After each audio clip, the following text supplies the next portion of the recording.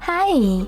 In front of me is Lenovo Tab 48 and today I would like to show you how you can download and apply Apple layout on this device.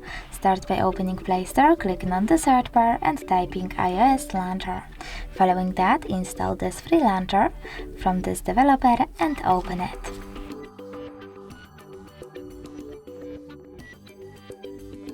Then wait for the pop-ups to show up, and when they do, select Allow in all of them and choose Home button. Over here you need to pick, I will see if it will auto-rotate.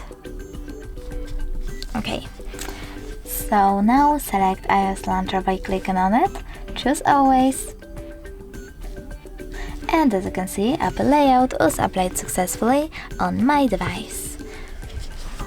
But if you wish to go back into the default one, you can always uninstall the launcher app, but you can also go into device settings,